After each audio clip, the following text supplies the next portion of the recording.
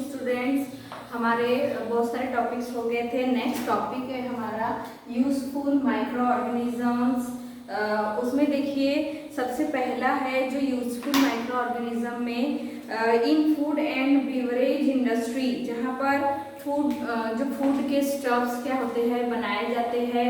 Then next है in making medicine and vaccines. Next है in agriculture. Next है इन cleaning the environment. तो सबसे पहला हमारा चल रहा था फूड एंड बेवरेज इंडस्ट्री, जो हम पढ़ चुके थे। क्या क्या मेकिंग कर्ड एंड चीज पढ़ रहे थे। उसके बाद में मेकिंग ब्रेड्स हम पढ़ने वाले थे। Yeast play in an important role in preparation of food, है ना। जो ईस्ट है ये एक फंगी है यूनिसेलुलर, जो फूड स्टफ बनाने के लिए उसका यूज किया जाता है।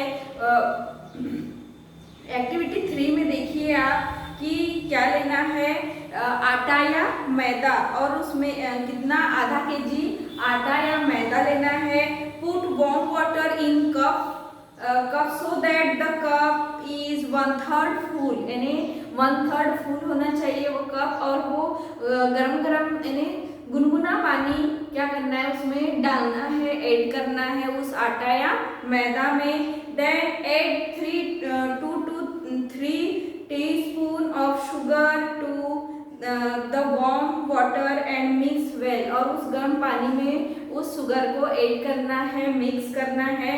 Now add 1/2 teaspoon of yeast powder to warm water, यानी जो 1/2 टीस्पून पाउडर उसमें क्या करना है, ऐड करना है ईस्ट का powder.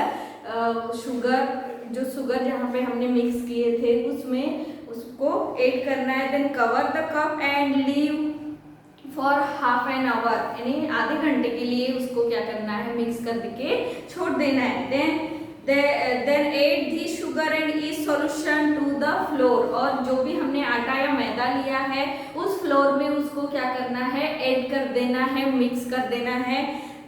add more warm water to the flour and knead to from the dough, और उसके बाद में उस आटे को गुनगुने पानी से क्या करना है, गूंथना है, और गूंथ कर एक डो तैयार करना है। मीन्स आटे का जो गोला होता है उसको डो बोला जाता है, तो वो क्या करना है, अपने को तैयार करना है। Then cover the dough and keep in warm place for the 2 and 3 hour, और 2-3 घंटे के लिए उसको किसी गर्म जगह पर रखना है। गर्म जगह मीन्स खुली जगह पे नहीं रखना है आपको। जैसे आपने आटा गूंदे तो आपके पास हॉटपॉट या बर्तन होगा, तो उसके अंदर उसको रख कर पूरा कवर करके ढक देना है। तो वहाँ का जो टेम्परेचर है वो कैसा होगा, बाहर के टेम्परेचर से ज़्यादा होगा जो आपने ढक कर रखे हो। Then does the dough is rise, कुछ देर के बाद में हम जब देखेंगे तो जो हमारा छोटा साइज का डो था वो फूलकर कैसा हो गया है, थोड़ा बड़ा हो गया है। Then next you will see that the dough has rise and its volume has increased, यानी जब हम उसको देखेंगे तो उसका वॉल्यूम भी इंक्रीज हो गया होगा और बहुत ही फ्लॉपी सॉफ्ट हो गया होगा। The yeast use sugar for food. In the process of breaking down of sugar, alcohol is formed and carbon dioxide is given off. देखो जो ईस्ट है, जब हम उसको शुगर में ऐड करते हैं तो वो क्या करता है, अपना इन्हें एक्टिव हो जाता है। वो जब पाउडर फॉर्म में रहता है तब इनएक्टिव रहता है, लेकिन उसको एक्टिव होने के लिए मीन्स उसमें बडिंग प्रोसेस होने के लिए उसको शुगर की ज़रूरत होती है। क्योंकि हमने पढ़े हैं कि जो फंगी है वो क्या है, सेफ्रोट्रॉफ है। सेफ्रोट्रॉफ मीन्स किसी दूसरे का फूड लेकर ग्रो होना। तो दूसरे का फूड लेकर मीन्स शुगर की एनर्जी को लेकर वो क्या होता है, ग्रो होता है। मीन्स उसमें बडिंग प्रोसेस होती है, और बडिंग प्रोसेस के दौरान वहाँ पे अल्कोहल सिक्रेट होता है उस प्रोसेस के दौरान, और कार्बन डाइऑक्साइड रिलीज होता है। और कार्बन डाइऑक्साइड रिलीज होने के कारण आपको डो के अंदर बहुत सारे छोटे छोटे गैप्स दिखाई देंगे, फ्लॉपी दिखाई देगा। तो उसमें कार्बन डाइऑक्साइड गैस क्या होता है, उसमें से रिलीज होता है। Then this process is known as the fermentation. और ये जो प्रोसेस है अल्कोहल और कार्बन डाइऑक्साइड का उसमें से रिलीज होना, इसी प्रोसेस को फॉर्मेंटेशन प्रोसेस कहा जाता है। The bubble of carbon dioxide give off cause a dough is rise. और यानी कार्बन डाइऑक्साइड उसमें प्रेजेंट होने के कारण वो जो डो है वो क्या हो जाता है, थोड़ा सा बड़ा हो जाता है, उसका वॉल्यूम ज्यादा हो जाता है, volume. Then this dough can be use to make bread. और वो जो डो है वो ब्रेड बनाने के लिए क्या है, तैयार है। Then when this dough is baked more bubbles of gas that form due to the heat। यानी हीट की वजह से वो डो फिर बहुत सारे बबल उसमें गैस क्या होता है फिर से रिलीज होता है, बहुत सारे उसमें फ्लॉपी यानी मीन्स बहुत सारे गैप बहुत सारे बबल्स उसमें दिखाई देते हैं। As the gas keep the bread rise and become soft and floppy. और ये राइज होने के कारण ही वो जो ब्रेड हमारा बनेगा वो सॉफ्ट और कैसा रहेगा, floppy. The heat during the baking process also evaporate the alcohol. और जैसे ही वो पकना स्टार्ट होगा उसमें से जो अल्कोहल है वो इवेपोरेट होकर वहां से निकल जाएगा। देन नेक्स्ट है मेकिंग इडली। आप सभी ने घर में इडली बनाते हुए देखे होंगे अपने मम्मी को कि वो किस तरह से बनाती है। Then idli, dosa and dhokla. Idli and dosa are prepared from a mixture of dal and rice, है ना। यानी जो इडली और डोसा है इसको बनाने के लिए दाल और राइस ये दोनों का मिक्स रहता है, उसको एक साथ पीसा जाता है। Which has been ground to a fine paste. यानी उनको पीस कर एक फाइन पेस्ट बनाया जाता है। The mixture is allowed to stand for few hour. यानी वो जो मिक्सचर है दाल और चावल का एक साथ पीस कर उसको एक बर्तन में रखा जाता है और कुछ देर के लिए उसको छोड़ दिया जाता है। The mixture is allowed to stand for a few hour as fermentation occur naturally. यानी उसमें फॉर्मेंटेशन प्रोसेस नेचुरल तरीके से होती है। जैसे हमने ब्रेड बनाने के लिए ईस्ट का उपयोग किए थे, लेकिन यहाँ पर किसी चीज का उपयोग नहीं करना है, हमको सिर्फ उसको फॉर्मेट होने के लिए छोड़ देना है नेचुरल प्रोसेस के लिए। Due to bacteria present in the mixture. यानी उस मिक्सचर में जो बैक्टीरिया है वो एक्टिव हो जाता है और एक्टिव होने के साथ साथ वो जो बैक्टीरिया है वो फॉर्मेंटेशन प्रोसेस करता है। The mixture rise and become sure. यानी जो पेस्ट आपने बर्तन में जैसे आधे बर्तन में उसका वॉल्यूम था तो वो फिर बढ़कर उसका वॉल्यूम कितना हो जाता है, ऊपर तक हो जाता है, यानी वो राइस हो जाता है। देन और उसका टेस्ट कैसा हो जाता है, खट्टा। Dhokla a popular food item in Gujarat require yeast to be added to this mixture. यानी कभी कभी उस मिक्सचर में क्या किया जाता है, ईस्ट का भी इस्तेमाल किया जाता है उसको बनाने के लिए। और ये गुजरात का एक पॉपुलर फूड स्टफ है। इन दिस केस फॉर्मेंटेशन में नॉट टेक्स प्लेस नेचुरली। यानी अगर हम उसमें ईस्ट पाउडर का इस्तेमाल करते हैं ढोकले में तो वो नेचुरल तरीका हम नहीं कह सकते क्योंकि हमने उसमें कुछ चीज ऐड करके उसको फॉर्मेंट किए हैं। देन नेक्स्ट है manufacture of alcohol and alcoholic drinks. आप सभी को पता है कि अल्कोहलिक ड्रिंक्स किसको कहते हैं, या अल्कोहल जो अभी हम बहुत सैनिटाइज जो कर रहे हैं हैंड को, वो अल्कोहल से ही होता है। और अल्कोहल से बहुत सारे मेडिसिन बनाए जाते हैं या बहुत सारे अलग अलग इंडस्ट्री में उसका यूज़ किया जाता है। और दूसरा है alcoholic drink. You know alcoholic drink wines जिसको बोलते हैं, वाइन्स, बियर्स, ये क्या है, अल्कोहलिक ड्रिंक्स है। You have seen that during fermentation of sugar by yeast। यानी जैसे जो ईस्ट है उसको शुगर में ऐड करके फिर अल्कोहल प्रिपेयर्ड किया जाता है। Alcohol is produce as a result. यानी शुगर और ईस्ट का जब फर्मेंटेशन प्रोसेस होता है तो उसमें से अल्कोहल क्या होता है, प्रोड्यूस होता है। Then the process of fermentation of sugar by yeast is used in the manufacture of alcohol and alcoholic drinks such as beer and wine। यानी जो फर्मेंटेशन प्रोसेस है शुगर और ईस्ट का, इसके दौरान हमको जो मिलने वाला पदार्थ होता है, मीन्स जो कंपाउंड होता है, वो क्या होता है, अल्कोहल या alcoholic drink. one of the main difference between wine and beer production is the source of the sugar। यानी जो एग्जाम्पल है किसका, अल्कोहलिक ड्रिंक, वाइन और बियर, ये सभी क्या किस प्रोसेस से किया जाता है, शुगर को फर्मेंट करके किया जाता है। Wine is prepared by formation of sugar in grapes, यानी ग्रेप्स में प्रेजेंट जो शुगर है उसको फर्मेंट करके बनाया जाता है। Beer by wine and beer by ferment of sugar in the germinating barley, जो बार्ली के दाने होते हैं उसको जर्मिनेट करके फिर उसमें से बियर बनाया जाता है। देन नेक्स्ट है other use of micro organism in the food industry. अब अलग जो फूड इंडस्ट्री है उनके बारे में दिया हुआ है। सम seaweed such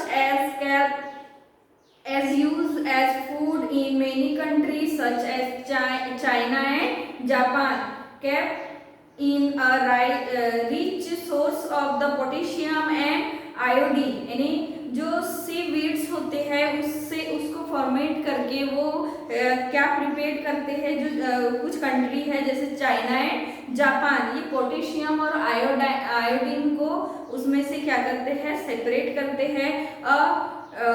substance called the algin obtain from the algae is used to thicken food such as the ice cream and jellies. यानी जो अलगी होती है, अलगी से बनाया जाता है जिसको क्या बोला जाता है, अलगीन। और वो जो अलगीन है जिसको हम जेली के नाम से जानते हैं, जेली चॉकलेट्स होते हैं, केक होते हैं और आइसक्रीम्स होते हैं जिसको प्रिपेयर किया जाता है जेली के द्वारा। और ये जो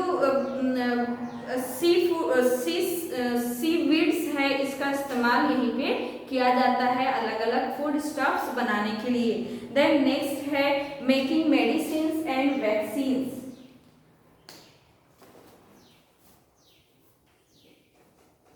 मेकिंग मेडिसिन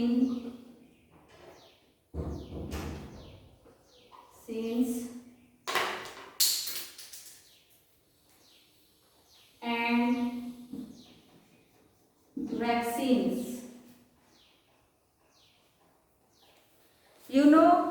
मेडिसिन एंटीबायोटिक जिसके बारे में मैंने आपको बताई थी। Antibiotics means anti means protect करना, और किसके द्वारा, बायोटिक मीन्स किसी जीव के द्वारा किसी बीमारी का रोकथाम करना, यानी उसको प्रोटेक्ट करना। Bacteria and fungi are used to make medicine called the antibiotic. These medicine kill और stop the growth of disease causing microorganism. यानी किसी माइक्रो ऑर्गेनिज्म की वजह से अगर आपको कोई डिसीज हुई है तो उसको ट्रीटमेंट करने के लिए एंटीबायोटिक का इस्तेमाल किया जाता है। मीन्स हार्मफुल बैक्टीरिया को अपने बॉडी से क्या किल करने के लिए किसी यूजफुल बैक्टीरिया का यूज करना, और वो जो यूजफुल बैक्टीरिया है वो मेडिसिन जो एंटीबायोटिक के नाम से जाना जाता है। This medicine